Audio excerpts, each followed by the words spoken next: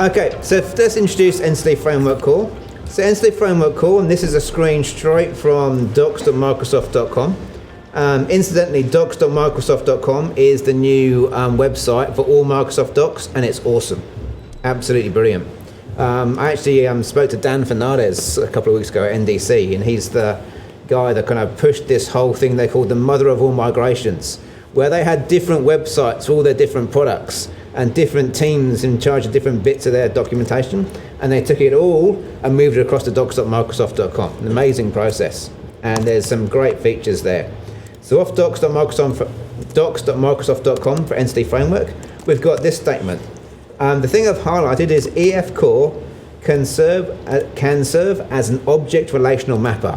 So I'm going to start by just explaining what on earth an object relational mapper is and what it means for comparing EF Core versus some of the other options out there, particularly things like Dapper or writing your own code. So an ORM is something that stands for Object Relational Mapper and was created to solve what has been called the impedance mismatch. So let's start by explaining what the impedance mismatch is. If I have a database, a relational database using SQL, could be Oracle, could be SQL Server, could be Postgres, even MySQL. The way it works is if I want to put data somewhere, I have to start by creating a table. And then at the top of the table, I assign columns. So I say this particular table's got an ID column of type integer and a name column that takes in text. And then to put data in, I fill in data into those columns, 1 and 2, and Brendan and Jason. If you want to create a second piece of data and link those two pieces of data together, I can do that. I create a second table and put in skills, and then I create what's called a foreign key. I write a value into the second table that is the same as the key value on the other side. So the ID on the first thing is called a primary key.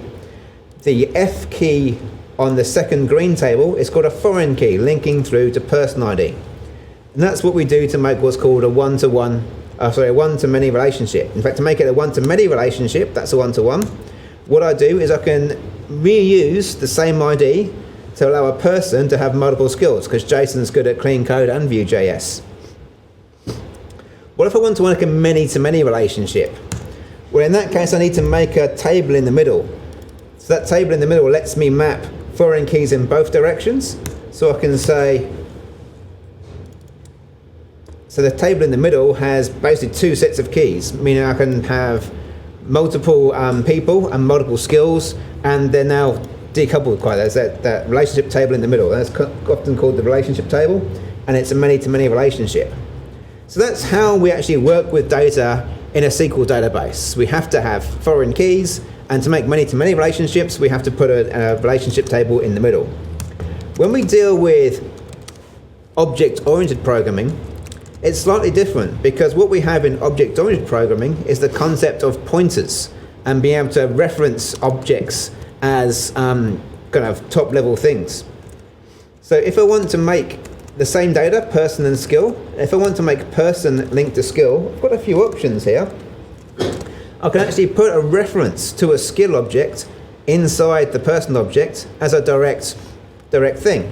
Or I could put it on the other side, both one-to-many, or I can make it bidirectional by having both. So skill knows about person and person knows about skill, and I can follow that navigation property. So yeah, the key here is navigation property between those two objects.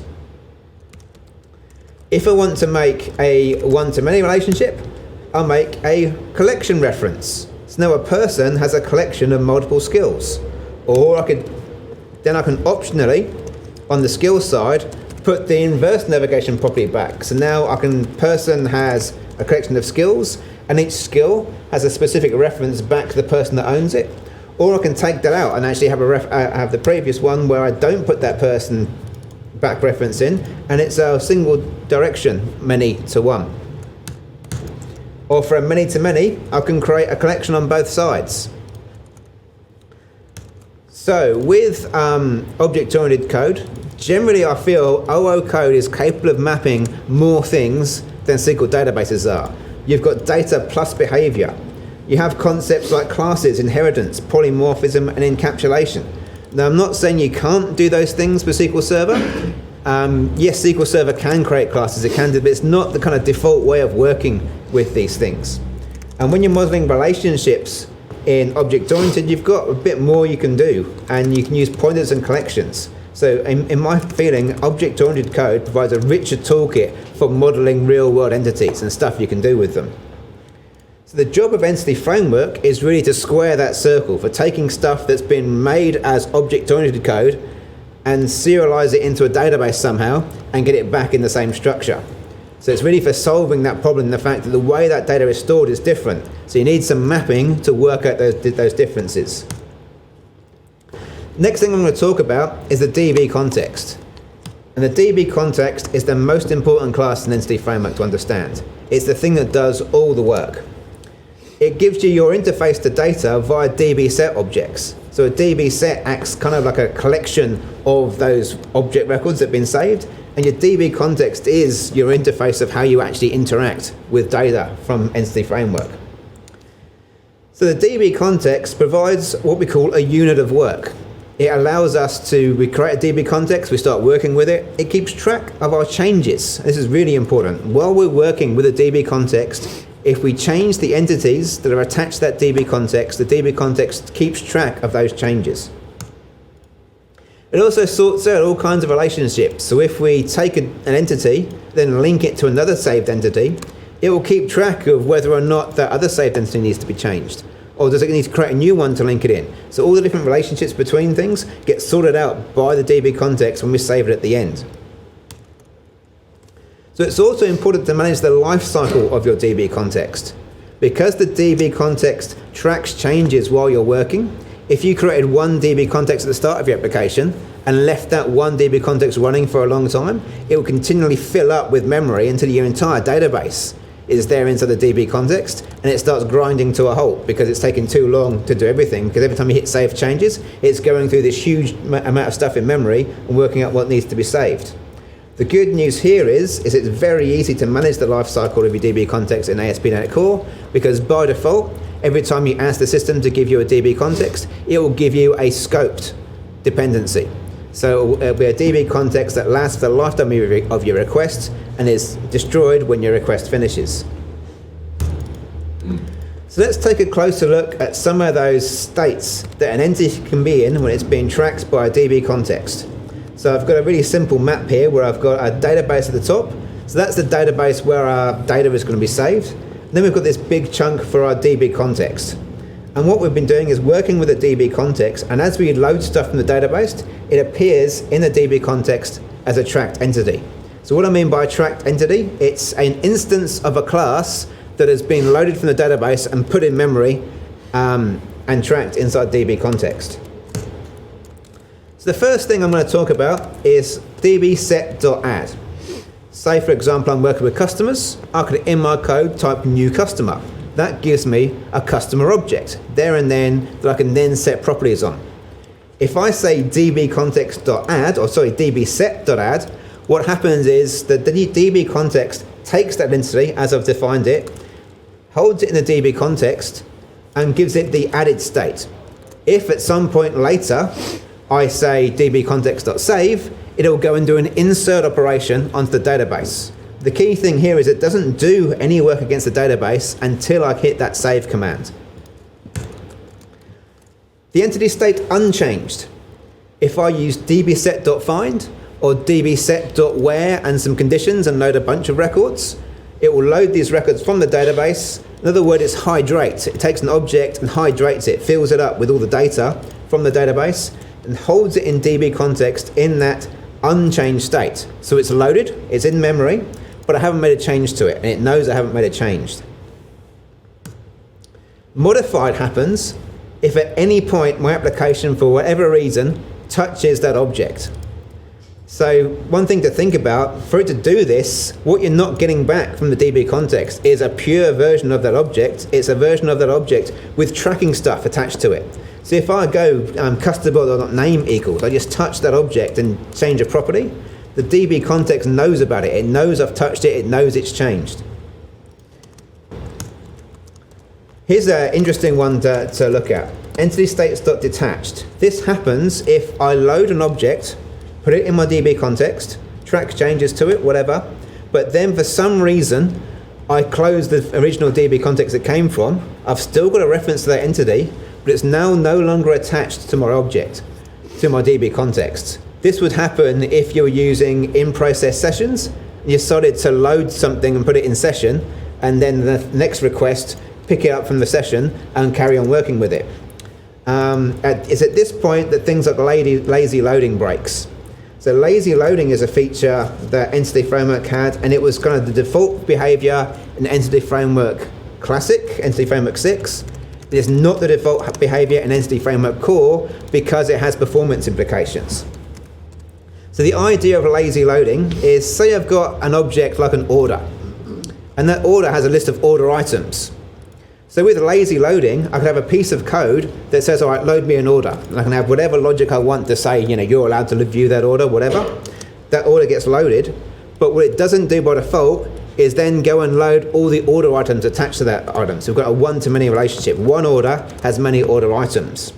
With lazy loading, if at some point later I touch that order object and say order.items, Entity Framework will intercept that and go and load those items from the database.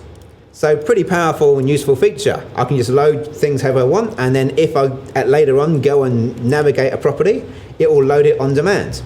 The problem with that is something called the n+1 problem. If I'm displaying a grid of orders, and I start at the top, go order 1, that's got 5 items, great. Order 2, 6 items, and go iterating through a chunk of orders, what will happen in that situation is it will fire one database request to load the orders, and then for every record you're displaying, fire another database request to go and fetch those collections. Hence n+1, the number of things there are, add 1, and that's how many SQL requests that are going to be fired. You can work around that by explicitly loading the attached objects. But the key thing here is in Entity Framework Core, lazy loading is available, but you have to opt into it. Where before it was the default, and so Entity Framework was starting to get a bad reputation for performance because it's too easy to accidentally fire lots and lots of slow requests at your database. So going back to the detached state, if you've loaded the order and then close the DB context, get the same object back from session state rather than reheating the database, and then later on try and navigate to items, you'll get an exception because you're no longer attached to a DB context, so can no longer fire that request to go and load those items. So what do you do with that detached item? This is where you can call dbset.update. Now dbset.update is the most misunderstood command in Entity Framework, because time and time again I see developers get an object out of the DB context, make some changes to it, and they think, oh, I need to call update right now because I'm going to do an update command on the database. The problem is update is a keyword that people working with databases expect to use to update a change record. But what the update command does in Entity Framework is take a detached entity and pushes it into the DB context and marks it as changed. So in day-to-day work, if you load something from the database, make a change to it, you don't need to call update, it's tracking the changes. If you call save changes, that will go back. Update if you're taking a detached entity and attaching into the DB context. Finally, at the very end, you've got save changes, and save changes does all the work. It takes everything you've done in that unit of work, all the work you've done against objects in that DB context, wraps them all up and saves it. So it could be one record that gets changed, it could be a million records that gets changed. It's all how much work you've done in that one unit of work. Okay, before I go any further, any questions on those kind of entity states so far? And the thing I really want you to think about is that update commands. Update does not mean update the database, it means take a detached item and push it into DB context. Yes, the question's about immutability. Yes, thinking about immutability.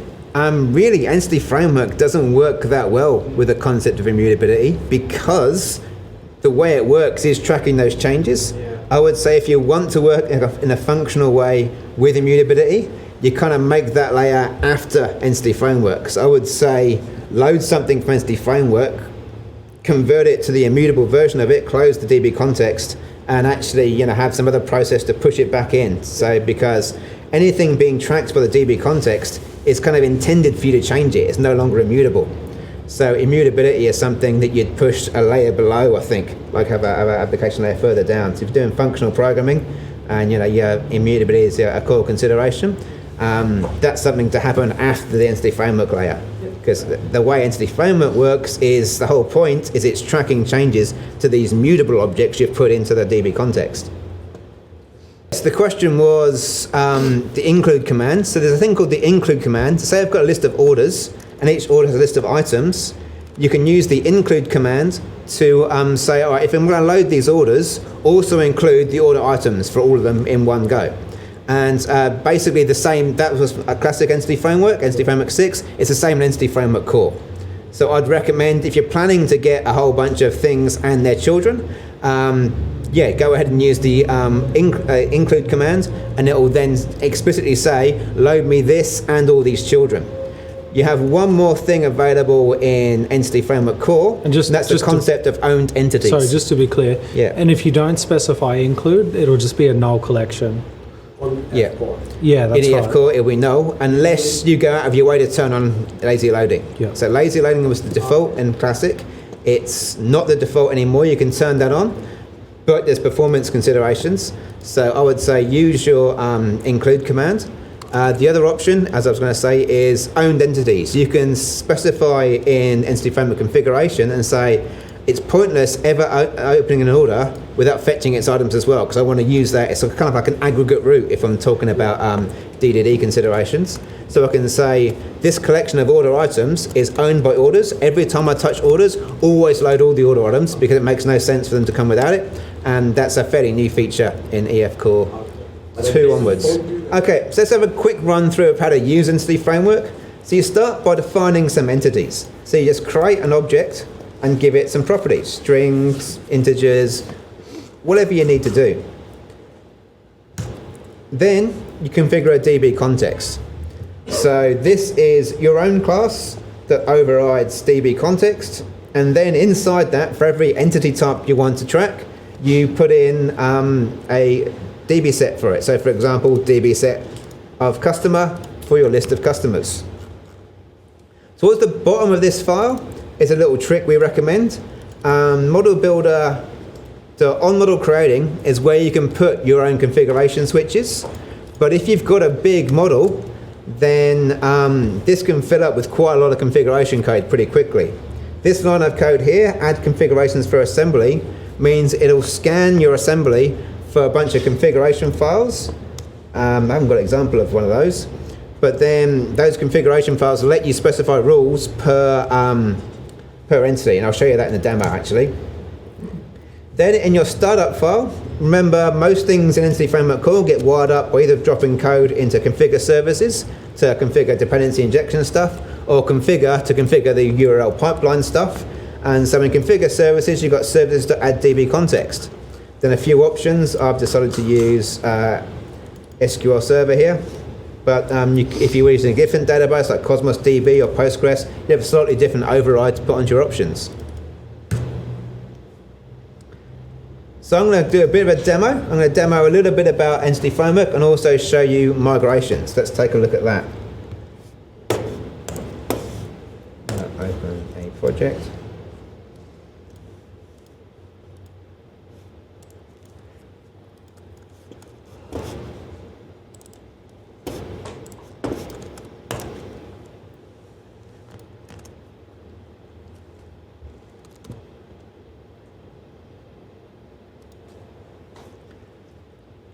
We're going to take another look at the classic to-do items setup.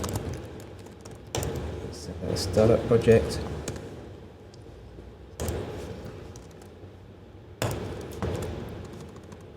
So let's start with the entities. We have created an entity to store our to-do items. So mostly it's got an ID, name is complete. But in this particular case, here's another change I've made. I have added a navigation property because I want to categorize my to-do items. So I've created a navigation property to this object called to-do category, and that's just simply a reference. Then I look at my to-do item category. That's got a list of properties. It's also got a collection. So this is a classic one-to-many. We've got one category, has many items, and it's bidirectional. Each item has a reference back to its category. So look at configuration now. I will dig into here.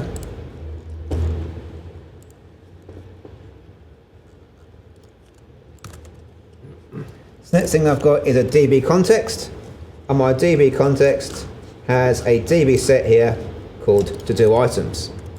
So I create a class that overrides DB context, and then I create a reference to do items. So that's created two things. That's created a entity, it's created a DB context. Now for configuration, there's a few things we can do. One thing we could do is go into our entities and start decorating these up with attributes. The problem I don't like that is it's starting to mess up your domain level, your kind of, these are things in my application, with persistence considerations. Now, things that are modeling your data or modeling the things in your application, you might not always be talking to a database. You might decide to send them to a JSON server or do something different with them. So if you keep your definition of the things in your application as pure as possible, and the fact that you're saving those things to a database is kind of incidental. You might be doing something very different with them in the future. So the definition of I've got to do items and they have a value isn't the fact that they go to a database later, isn't part of that definition. So I like to put my configuration not inside these items, but in separate configuration files. And these configuration files can be written in this nice fluent syntax. So for example, here I said the name property has a max length of 200. And this chunk is really all about setting up that relationship. So Entity Framework is pretty strong with its defaults. If I had set up those two classes, so if I set up this with a reference and this with an ID, then it would automatically pick up, I've included something called category, but I've also included category ID. And it'd pick up that those line up, so I'll make category ID the foreign key. But I like being explicit in some configurations, certainly in navigation properties, because your navigation properties, certainly like one-to-many or many-to-many or many-to-one, those are kind of the most important things to name, get right and get configured correctly in your application. So with those situations, I like to actually come in here and set up, okay, so a to-do item has one category with many items, so the category links back to items. I've specified what the foreign key is, and here's an important one, what to do with that foreign key if I try and delete. There's a few options for undelete. I can say cascade, which is powerful, but it's dangerous. You can use that for situations where this thing has this collection, and if this thing gets deleted, then this thing should definitely get deleted as well because it belongs, it's part of that thing. Or I can say, what's much safer is no action. What that does is if I try and delete something, but it's got some owned object somewhere else, it'll actually throw away, it'll refuse to do that delete or throw an exception. So no action is probably the safest because it means it'll force you to go and delete all the items first and then delete the record. Bearing in mind you work in a DB context, that's a unit of work, so but when you call DB context.save, it'll insist that you've deleted, in order to delete your orders, you have to delete your order items as well in that same unit of work. So next thing I'm going to show you is migrations. I'm going to make a small change here. I'm going to make another field. So public string, we've got the name of the to-do item. Let's just give it a priority. I just set that as a string. I could have used nenum.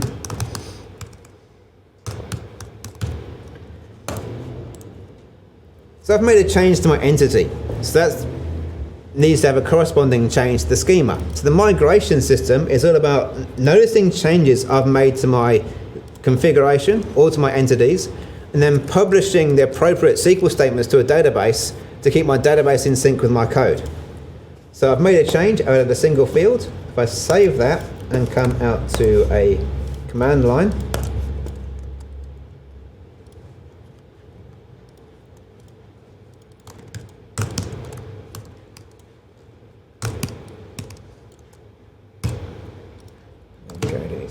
source.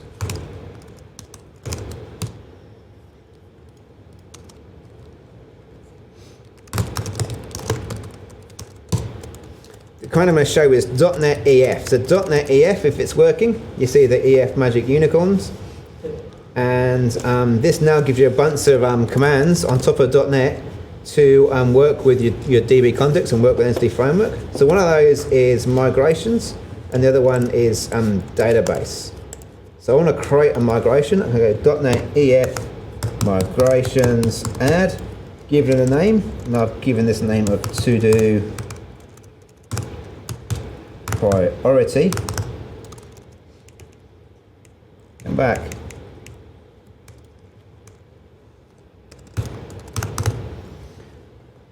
And then I need some settings.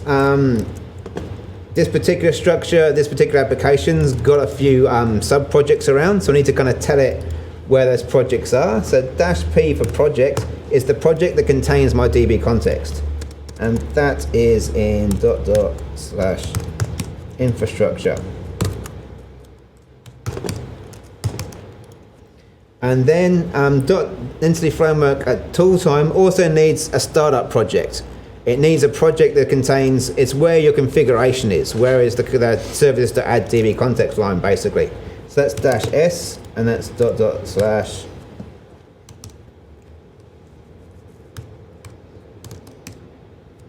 Try it without the CS project. Oh yeah, you can do it without the CS project, just with the folder name. Mm-hmm. All right. You don't have to point to the actual thing, just to point to the folder name, apparently. We'll see. We'll see. I think I'm right.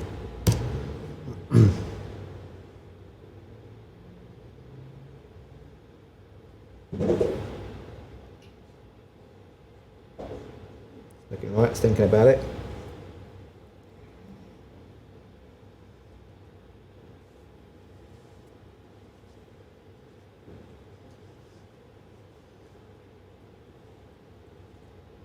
Really thinking about it. You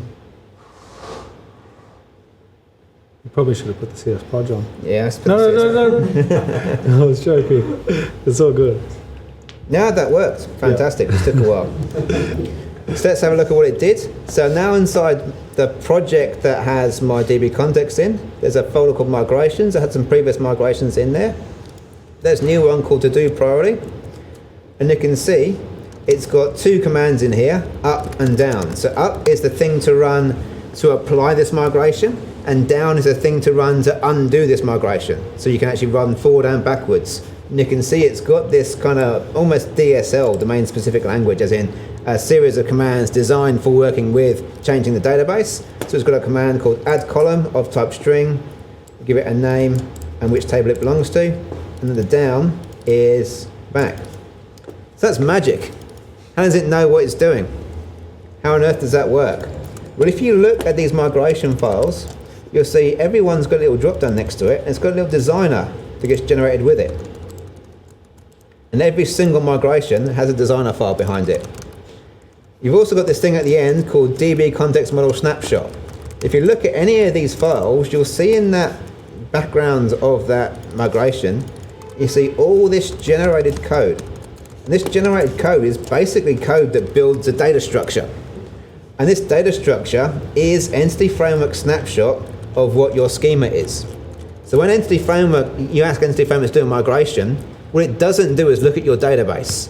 It looks at this snapshot of the previous state of your application, then it generates your current snapshot of your application and works out what's different and uses that to build this file, which is the thing to make it change.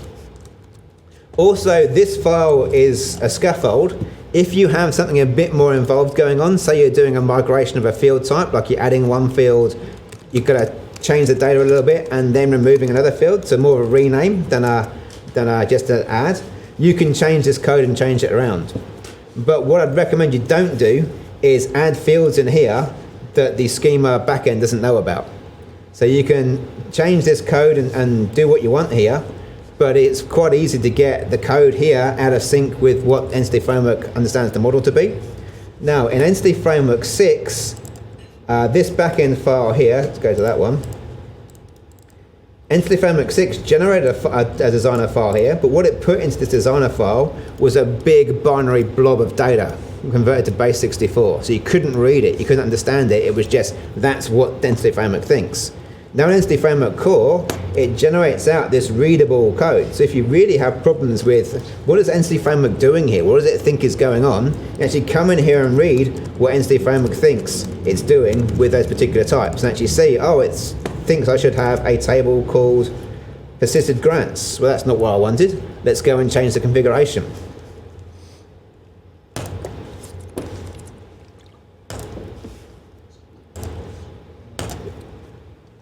Yeah. Yeah, problem as you build a solution and you make design modifications to the object model, and then it gets populated with some rubbish history. So the question was about managing your history, and do you see problems? Yeah, you've definitely got a choice there between, do you keep all history, and sort of even though you go down avenues that would turned out to be a wrong way, and then you make new migrations to push it back, and then more migrations, or do you at some point go, all right, we've redesigned everything, let's go right the way back and then restart. So you've got those choices there, and it also depends how long you've been running that application. Yeah. Once you're in production, you should probably just always roll forward.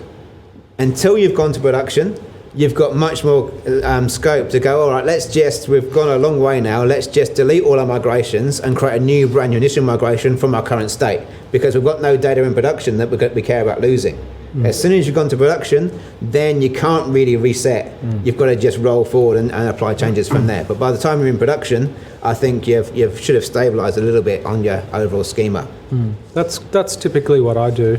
During development, you'll create so many migrations, and then on the day of the production release or prior to, you delete all of those, rescaffold a new initial create, and that's what you go to production with. So at least that's clean. Then during development, if you create some migrations, you can run .NET EF migrations remove to remove the last created migration if it didn't quite work out how you wanted, so you don't have to keep creating on top of that. And you can even remove them from staging and from development if you want to, but it starts to get annoying. But yeah, once you're in production, leave it. So dependency injection, just like everything else, dependency injection is kind of there by default. I remember back in the EF6 days, it wasn't, Entity Framework 6 was kind of designed before dependency injection was popular, which meant that it was pretty hard to get dependency injection working properly with Entity Framework 6. Now it just works. You can inject your DB context, in it goes into your controller, and then you can use it. And this is an example of the sort of code you get if you right-click in Visual Studio and say, generate a controller for me from Entity Framework. It will give you a controller with a DB context injected straight into your controller, and then you can go ahead and just fetch data directly. But there's some stuff I don't like about this general approach. The problem is, if you have your DB context just there inside your controller, you haven't got much space left to write any business code, any business logic there, because at the top there you've got your incoming request. So that's the starting point of handling that request. That's the first time you get to intercept that record coming in from the data from the wire. And then straight after it, you've got the lowest level of application, the database. So the only place you can put your business logic code if you do this is just in that line there. Other problems here is, should we send everything in the DB to the client?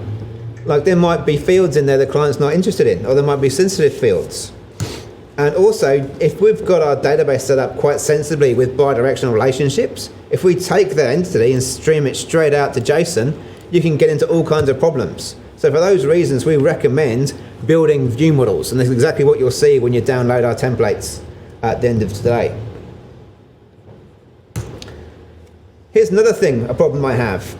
If you're dealing with a put request, so here is a HTTP call that's going to save a customer, and what we've got here is something that's been sent into our application, right at the top here, looks a whole lot like the objects that come from our database. It's of type customer, but it's not come from our database. In fact, it's just the results of JSON binding on the JSON object we had coming into our application. Now, I don't want to put you off your lunch, and our lunch is coming up very soon, but that could have come from a JavaScript application. So what we've got here is kind of the default kind of setup, and we've taken this object that could have any old junk in it from JavaScript, and we're going to try and push it straight into our database. And this line here is interesting, and this is something you'll get. This is actual scaffolded code from from Visual Studio, but this line here is trying to pretend the update command doesn't exist because it's confusing. Instead, what they've done is grab the object and push it into the DB context by saying its state is modified. I like this code, actually, because it's more explicit. It sort of says what's going on. We're taking this thing, we're pushing it to the DB context and marking it as modified. But that is what the update command does. Then finally, we're calling save changes as async. Now, with this code, if there was something missing in that object coming through, then it would just get wiped out from our database. And also, I mean, yes, you can do validation and that kind of things, but again, for these reasons, we like to put a little bit of infrastructure in there, have view models to handle what's going to and from JSON, have code that converts them, and a bit more code around Entity Framework for how we deal with it. And there's a number of ways of actually adding some structure, some architecture around Entity Framework. But the thing we like using most is called CQRS. So CQRS stands for Command Query Responsibility Segregation. So what that really means is you want to separate out your read operations from your write operations. There's a lot of very good reasons for that. Generally, with reads, you want them to be fast. You want them to, most of your application is reads. That's the stuff you want to optimize and maybe even cache the results from. Then with your writes, what you care about is that your writes are correct. You cross all your I's and T's. If a read is slightly wrong, it's not going to blow up your application. If a write has a missing field, then it's going to blow away data. We're also talking about the single responsibility principle. It's much easier to reason about a piece of code if it's doing one thing and one thing only. If a piece of code has all kinds of side effects hooked in, you can change something over here, and if it breaks something over here, and the user writing that piece of code won't know about it. It's only later on when someone says, hey, you've just broken this section because you were working on that section. It's easy to add new features, just add a new query or command, and it's easy to maintain because the changes you make only affect that one command or query. And it also can be used with the repository pattern. We're not really covering that in this talk, but we're kind of going straight to CQRS rather than talking about the other patterns in there. But you can use this with repositories between you and Entity Framework as well, if you like. Okay, I'm going to keep talking a couple more slides and then lunch will be ready. So what do we mean by CQRS? Well, CQRS is quite a loaded term, can mean a lot of things to different people. But what we're not going to be talking about today is event sourcing. That's a process where, I know it's a shame, we can't fit it in. Event sourcing is a process where instead of dealing directly with data, say you've got a request coming in and it's going to place an order. So as the request comes in, you go to the orders table and the order items table and write that straight there, and then you're done. With event sourcing, you accept that on this high performance throughput system, that takes way too long for every order coming in to work out the contention and put the orders in the database. Instead, we very quickly just save the events. I'm creating a new order, so we write to the database a separate data store saying, okay, there's an event come in, someone's bought something that contains this, and we queue up those events. So instead of saving the final structure immediately, we write to an event store and process the events, and then later on in our own time, we can then work out which orders were okay and which orders were accepted. So we'll send an email straight back to the customer saying, yep, we got your order. The 1% of orders that have a problem, we process them much later and sort them out rather than wait for transactions to come through as the orders happen. So we can have much higher throughput, but have the concept of eventual consistency. That is, we allow this stuff to come in, then when we process them in our own time, there might be 1% that have a problem, we send them email back for that 1%, rather than have everyone in our application waiting for transactions to go through so everyone has a slow process. So CQRS is essential when you're doing event sourcing, but that's not what we're going to show you today. We're going to show you the simplest way of building CQRS. So it means no event sourcing. We're not even going to show you separating out data stores from read and write, so we'll mention it at the end. We're just going to show you clearly separated commands and queries. So separate a slightly separate process for reads and writes using Entity Framework. So let's talk about read operations. So for read operations, what we care about is that they're fast and that we select or project into view models, and we don't want to turn change tracking on. We're reading from the database, we're not planning to write back to that database, so let's not load those objects into the DB context and mark them and track those changes because we're never going to change them. So let's take a look at how we go about doing that. I'm going to start by introducing an object. So we want to fire something at our database. So before we do so, we're going to create a query object. This query object defines the things we're going to ask for in this query. We might have a different query we're going to ask later. We'll make a different query object for it. Here's a particular query called get customer orders. And what we care about with this query is we're going to make it paged, so we don't download the entire database in one go. I'm going to give the name of the customer. So this clearly defines a thing we can fire at our system and say, run this query, get me this data. So what's crucial about this whole design is anything that's capable of building this object with the right fields can then fire that object at my system and perform that query. I don't care whether that query was built by a JSON request, I don't care if it was a scheduler, I don't care if someone's got a CLI that wants to just poke around, or a reporting system. Anyone that can build this query object can fire this query at my CQRS handler and then perform it. So we've got a query that defines the thing I can ask. Then we have a handler whose whole job is handling that query. It takes in this query object and returns a known response. And that's what this thing looks like. You see at the top, it returns a list of customer orders model. What it handles is that get customer orders coming in.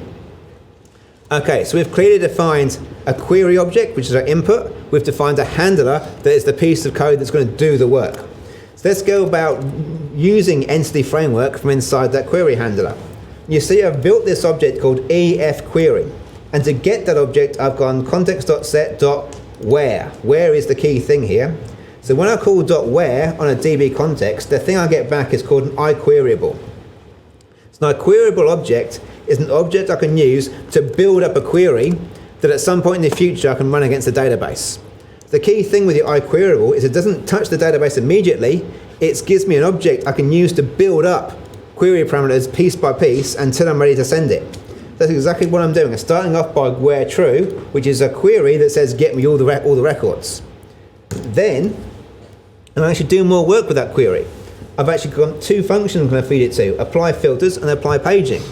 So I don't have to build this all at once. I can, over time, start applying various filters. So applying paging at the top is going to take that, and if I have specified a page index and I've specified a page size, I've got enough information there to actually page my query. So then you skip and take against the iQueryable, and that registers as skip and take parameters against the iQueryable. Again, we're not going to run this yet, we're just building up this object. Then the second chunk on here, apply filters, is if I've provided a name, it's going to then go and apply that name where clause onto the end of the EF query. Then at the very end of that, I've now got this EF query that has been used to build up my object. So what do I want to get now? What I don't want to do is fire this query at my database and get a whole bunch of entities, because I don't want to send my entities to the client. I want to send view models with just the fields the client should get. So what I can do here is, instead of just going where and to list, which would load it, or first or default, I can say .select. And as soon as I put .select onto the EF query, it fundamentally changes what that query is going to do. As soon as I say .select, instead of it going and fetching these entities and giving me a list of entities, it's going to instead project. So it's going to actually change the SQL that it's going to send to only include the fields that are referenced in this link statement. So it's going to, if there was 1,000 fields, so a table, 1,000 is too many for any table, but if there was 100 fields in this database table, this would only send a request for the few that we've got, 1, 2, 3, 4, 5, 6 or 7 records across 2 tables here. So it would narrow down the amount of data we're asking for. So this is fantastic. So what Entity Framework does with this is it takes this fat arrow syntax, that C fat arrow new customer orders model, takes that link statement and compiles it into SQL. So it actually it processes this C# code and turns that C# code into SQL. That's brilliant, but there's a little pitfall there, because the amount of code you could run in here that compiles to C# can contain more things than the subset of things that can compile from C# into SQL. So it's possible to write code in here that Entity Framework can't deal with, and what it used to do there, if it couldn't deal with it in C# code, is it would go, okay, I'll load the whole thing into memory, and I'll run through it in memory, which was bad. That would cause all kinds of problems. From EF Core 3 onwards, it doesn't do that by default. Instead, what it does is it will throw an exception and say, I can't process that. From about EF Core 1, it would raise warnings. So you can watch the logs for warnings saying, oh, I've done this query for you, but I couldn't run it in SQL. I had to go and fetch everything from memory. But those kind of bugs are horrible because they can work fine on a test database when you've got 6 records in. They won't be fine when you've got 1 million records. Okay, so say I've got some code here and I've got something I really want to do, like convert date times around, or do some work that calls in a third party. And I want to do some work with this view model before I send it through, and it's not stuff that can go directly against the query. What can I do? Well, this is what you shouldn't do.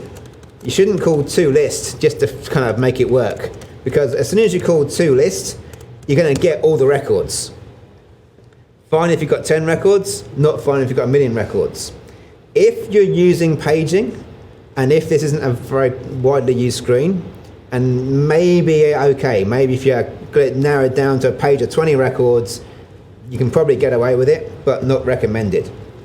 So what should you do instead? Well, here's a pattern. We call this pattern select then project. So what we do is we use the select statement, but instead of working and doing our work to change it straight away, we select from the database as close as possible to the database. So we select an anonymous object. So you see we've got select C to new, and we don't give it a type. So we're building an anonymous object that matches the data structure in the database as closely as possible. And then once we've loaded that data, we then project it into our new model here, our view model. Then in our model, we can do all kinds of code that the SQL statement doesn't understand and build it that way. If you're using AutoMapper, there's a great tool that'll do this for you called project2. So you can go efquery.project2 and it'll do just that. Select as it is from the database and then do its mapping transformations and give you the data that way. That's a really shortcut way of doing that same work. So I think the best thing to take away is if you use select, you are not going to be touching tracked entities inside your DB context. You're going to be projecting it straight out to a view model, and you can send that view model up. So that is your read model straight away. That is fast reads without having to track your changes. Then when you deal with write operations, if you're doing a write or a command in CQRS, then your write commands, in those situations you work with entities. You never download, you never make a change to something without downloading it as an entire entity, working as a whole entity as a whole, and save all those changes back as a whole entity, which means you've got slower but more correct, more robust writes, and fast, stream straight to a DTO or view model reads. And just to show you what a write looks like, I actually like my writes to be explicit. Some people like AutoMapper. If you're really comfortable with your AutoMapper configuration, then maybe use AutoMapper for your writes. But when it comes to a write, you can see what I'm doing. I would avoid that. Yeah. Like I would consider mapping from a DTO, an input DTO, to an entity would kind of be a bad idea. Yeah, I agree there. Yeah, and what Brendan's saying is that he's being very explicit here. So he's in 100% control of what's going to be inside. And the fact of the matter is this should be the only place that you go ahead and update a customer. So you're not going to be seeing this logic appearing all over the place. Yeah. So the other thing to point out is what I'm doing here is my update customer commands, that's got fields. That's got fields that came from a DTO. It's been built from a JSON post. Fantastic. That's come in, and I've turned it into a command and sent it into this command handler. But now inside the command handler, I am loading that entity. definitely loading it and throwing an exception if it's not been loaded. Then I'm manually copying the fields that I know came from that DTO into my entity. My entity could have 50 more fields, but they didn't come in from that request. So it's definite one-to-one mapping, and I can inject some validation in there as if I want to later. And you'll notice that I'm loading the entity, setting properties, and just calling save changes. There's no need for the update command. I'm loading it, it's being tracked, I'm running fields across, I'm calling save. It's a nice wrapped up transaction in one place. And we've got a handler here with a single responsibility of taking that update and applying it and saving it. So your preference is not use AutoMapper to do this? Yeah, my preference is don't use AutoMapper for writes. You could, but I like being explicit. I actually find that easier to read, and it's easier to find things. And if you've got a bug, in this code, it'll have a line number. If you've got a bug in your AutoMapper configuration, where is it? Where's the line number for it? So AutoMapper can save you a lot of time. I love AutoMapper on my reads. On my writes, I'm a little bit nervous about losing the ability to find where is the line of code that's broken. Okay, so the next thing we're going to talk about is something that had a couple of names while it was in development. So around about EF Core 2, it was called query types, but now it's been called entities with no key. So every now and then you'll see the need to write a more complicated query, and so you want to map that more complicated query to a DB set. So here's an example of the output from that more complicated query, in the fact that we're drilling through a number of tables, we're finding customers, we're looking at products, and we're looking at sales to get the most purchased products to the customer. So you start by making an entity to hold the output from your query. Then what you can do is you can, in your model builder, set up some configuration and say that particular entity has no key. So has no key means it's not mapped to an entity. It tells Entity Framework that I can never update this thing. So having a key is crucial for any entity you want to be able to change and update, because the key is how it knows whether it's been saved or not before getting that entity back. So saying entity has no key tells Entity Framework this is a read-only model. Then you can just pass in an inline query or map to a view by name. And here you can see the example of a more complex query. So I've got a bunch of inner joins there, I've got group bys, and I'm building up counts of sales across a number of different tables. So I can take all that stuff, and this type of complexity I find easier making just opening up SQL Server and plugging in queries until I got the right output. Then I can take that query, drop it in my configuration, and then to use it, I can use it the same way as any entity, just remembering I can't write to it, it's a read-only entity. But what's useful here is I can still, in link from that query, add paging or add order by statements and add extra filtering. So I can treat it just like any other DB set, but it's read-only, and it gives you a bit more power. So before this was out, I probably would have used Dapper for this type of mapping, but you wouldn't have got this ability to deal with the iQueryable from that query type. So pretty useful stuff. So some key points here on Entity Framework in general. EF Core is a heavyweight ORM. By heavyweight, I mean it tracks changes. That's in marked contrast something say like Dapper.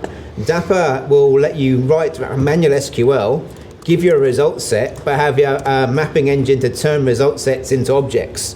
Where Entity Framework goes beyond that and has much more understanding of objects and entities and relationships between them. It's important to understand the DB context and the entity states that can be derived, that entities can be placed inside that DB context. CQRS is a technique for separating out your reads and writes into distinct commands or queries. And different ways of using Entity Framework can map to those two use cases, one way for reads, one way for writes. I've got one more thing to show you here on CQRS. Here's a blog by John P. Smith. He wrote the book Entity Framework Core in Action. And I think the best way to find this is to Google John P. Smith and Cosmos DB. He's made a blog post about a slightly next level architecture, the sort of next level architecture you get once you start using CQRS. So what it's got here are commands that write to a database, as you normally would. So your commands come in, they write the main model, but then when those commands finish, they perform an extra step called projection and project into a second NoSQL database, and what they project are what's called read models. So whereas a normalized database, you would probably set up the data to kind of only have one copy of any piece of data and have it nicely laid out into third normal form. But for read models, you might take that data and explode it out into lots of tables that are optimized for particular queries you might fire at that question. Say, for example, a product database might be very different to the query you want to write when you want to say, give me a list of these products or give me the product details. So a read model isn't optimized for efficient data storage. It's optimized for, let's put the data into various structures, maybe we duplicate it across that structure, to make it optimized for the reads we're getting into our application. So then what we're doing is all reads or queries are being handled against a NoSQL database. Cosmos DB in this case could be anything, could even be a Redis cache, and all our writes still go back to the SQL. And it's using CQRS is the tool that unlocks the ability to handle reads and writes in a fundamentally different way, even going to multiple persistent stores. The only thing to take away here is you don't have to take your entire application and break it up into separate reads and writes. You don't have to take your entire system and put it into read models. There might be one query that's just too slow, one report that doesn't work very well. Then you can just start with that one thing that's not working too well and just break that one thing off into a separate store and cache that one read. And then you've suddenly started building application and into improving what needs to be improved. So it's not an all or nothing approach. You don't have to take the entire application and modify it. You can just start with the one slow thing and move forward from there. Next section on EF Core is EF Core performance. Now, Entity Framework traditionally has, over time, sometimes built up a bad reputation for performance because it's been too easy to do the wrong thing. It's been too easy to accidentally read all your database into memory, or too easy to write N+1 queries. And Entity Framework have done a lot of work to combat that. But in general, when you're talking about Entity Framework core performance, generated code is almost never faster than writing handwritten SQL. That's just generally a fact, unless you're really bad at writing handwritten SQL. So why would you use Entity Framework in those circumstances? Well, you want to make your CRUD quicker to write. It's not like everything Entity Framework makes is so much slower that it's worth going to the extra effort to write every single query by hand. So you use Entity Framework Core to make all those CRUD operations, those really boring get data, set data operations, faster to write. And then you need to decide, well, that's not going to be optimal for every single query. So which one should I optimize? And to decide that, you need to measure performance and then focus optimization work for the best business value. If you write your entire application with handwritten queries, yes, it can be faster, but is that the best use of your time? You could be adding more features. So you should always talk about EF Core performance against measurements and against what's the business case for this being faster. You also need to look at integration tests to reflect your action predicted load. And when you need to, be ready to bypass EF Core, such as writing these just previously the sort of query types or the has no key stuff. That actually bypasses the EF Core engine and lets you write your own SQL where you need to. Another thing about EF Core is it's very easy to get logs out of Entity Framework Core. And it integrates well with Serialog, which we've seen, the Seek and application insights, those kind of things. A really good thing to do is log how long queries take, or log how many queries get raised. If you have what looks like a single operation, but then count the queries that were sent and it's 5, you know there's something wrong in your link. So that's measure the number of SQL statements executed for a single command or request. And if you're using this command operations, you can actually put code to kind of log scopes. You can also use query tags to identify what a query belongs to. So when you're firing your SQL through Entity Framework, you can actually decorate it with a query tag. And if there's multiple requests going through to the database from a single query tag, you know there that something's going wrong. So let's talk about the performance time bomb. Suboptimal SQL can appear fine when you're developing with an empty database. If you've got 5 records, but you're performing table scans against 5 records, they're pretty quick. You get 5 million or a billion records, suddenly it's not going to work quite so well. So these problems can surface in production when you have lots of upset users. I'm one of those people that argue having a system that's slow because you've got too many people using it is a good problem to have. A lot of people would love to have the problem they've got too many users. But it's still something you need to tackle. So you can't red, green refactor using test-driven development for performance without a failing test. In order to have a failing test of how does it perform when there's millions of records, you need to create a test where there's millions of records. So how do you go about that? Well, I'm going to introduce a library that Jason found last year called Bogus. So what Bogus does is it lets you generate huge amounts of human-friendly test data. It's procedurally generated, and you can use a seed value to generate the same large data set each time. Let's take a look at how that works. So I've got a bit of code here to generate some test code. I'm going to generate 9,999 records, but I could make that number much bigger. And I create this customer faker object, new faker of type customer. So that's the API given to you by Bogus. And I'm starting off by setting a seed value for the randomizer. If I set that, that means every time I run it with the same configuration, I'll get the same set of test results, which means I can run it on a client program, a server program, have the same set of tests, and then generate load tests against that system. Then I get all these rules. So to generate a fake customer, I can say, okay, for the company name, generate, and then this little lambda expression here is drilling down into various generators from Faker to build things. So I've got a thing that can generate company names. I've got a thing that can generate addresses. I can generate names, and what these look like are real names. It generates code or text that looks like a person's name, or it looks like an address. It also has locality settings. I was doing this for a German client, so I set the locality to German, and it generated German-looking names and German addresses, German company names, and all that kind of stuff. German street addresses even. So what it looks like is this. Here is results from data, and the top two rows are data that was in, and actually from Northwind database. Then below that you can see company names, usernames, and addresses that were generated by Bogus. And you can see it generates stuff that looks real. It's totally fake, totally generated. But if you're doing tests with huge amounts of test data, it's much easier to find what's going on if you say, oh, there's a problem with the Lillian Sanford record, rather than there's a record with XXX112. So you generate all this test data, fill up the database with data, and then you can write real performance tests against that. So that looks like this. Here's a test context to be used in a unit testing engine. In this case, we're using SQL Server because we actually want to deploy a real database. We're actually measuring performance of the whole system. Then we get our DB context newed up, and then we use Bogus to insert a huge number of records in there, and then we're good to go and start running performance tests against it. So I wouldn't recommend testing every single endpoint, but if there's certain known points of contention, generate large amounts of data, put them in a system somewhere, and actually test, is this going to perform once we scale up to the type of records we're going to be dealing with.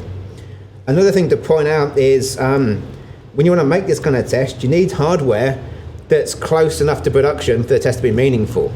So for me, going to the cloud is an obvious answer, because you can then have temporary versions of production that look like production, but you don't have to spend all the money to have a second copy of production.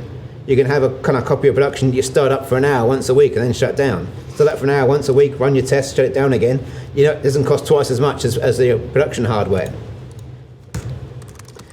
So if I summarise on performance, and I'm nearly wrapping up, evaluate the DB work performed for an operation and look for logical errors. Quite often I see code where it wasn't its entity framework that was a problem.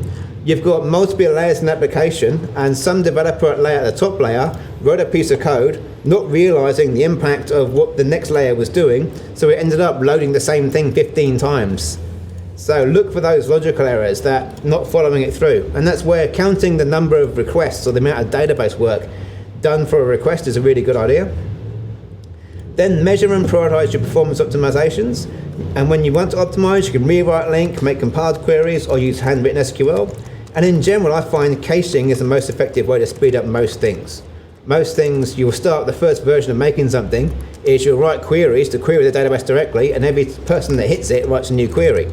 If you can find bits of data that's reused and just cache that and at the kind of read level, then you can massively speed up your application. And going CQRS really helps there, because you separate out your reads, and your reads are the things that could be cached.